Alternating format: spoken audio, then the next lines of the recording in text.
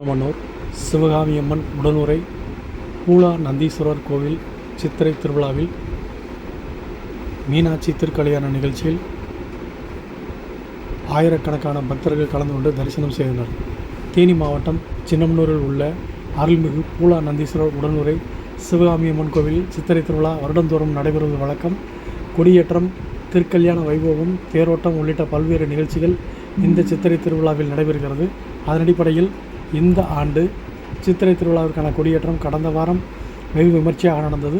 தொடர்ந்து திருவிழாவின் முக்கிய நிகழ்வாக அம்மனுக்கும் சுவாமிக்கும் திருக்கல்யாண வைபவம் நடந்தது. பச்சை மற்றும் நீல நிற பட்டு உடுத்தி சிவகாமி அம்மன் பிரியா விடையுடன் அழைத்து வரப்பட்டார். கோவில் வளாகத்தில் பொன்னூஞ்சலில் அமர்ந்து மேலதாளம் முழங்க பூலா நந்தீஸ்வரருக்கும் சிவகாமி அம்மனுக்கும் 11:30 மணி அளவில் ஸ்தல அர்ச்சகர் பாலசுப்ரமணி மற்றும் சந்தோஷ் ஆகியோர் திருமங்கல்யத்தை சிவகாமி அம்மன் கழுத்தில் அணிவித்து திருமங்கல்யத்தை நடத்தி வைத்தனர். தொடர்ந்து மாலை மாற்றுதல் நிகழ்ச்சி நடைபெற்றது.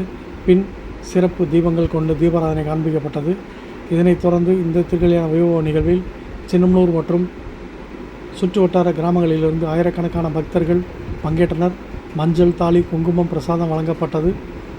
சுமங்கலி பெண்களுக்கு பிரசாதமாக கொடுக்கப்பட்ட மஞ்சள் மாங்கல்யங்களை தங்களது கழுத்தில் கட்டி மனமுருகி வேண்டி சென்றனர். தொடர்ந்து சுவாமி மற்றும் அம்மன் திருத்தேரில் எழுந்தருளி 29ஆம் தேதி பொதுமக்களுக்கு அருள்வாளிக்க உள்ளார். இதனைத் தொடர்ந்து 29ஆம் தேதி மாலை மற்றும் 30ஆம் தேதி என 2 நாட்கள் சின்னமனூர் நகர் முக்கிய வீதிகளில் திருத்தேரோட்டமும் நடைபெற உள்ளது என்பது குறிப்பிடத்தக்கது.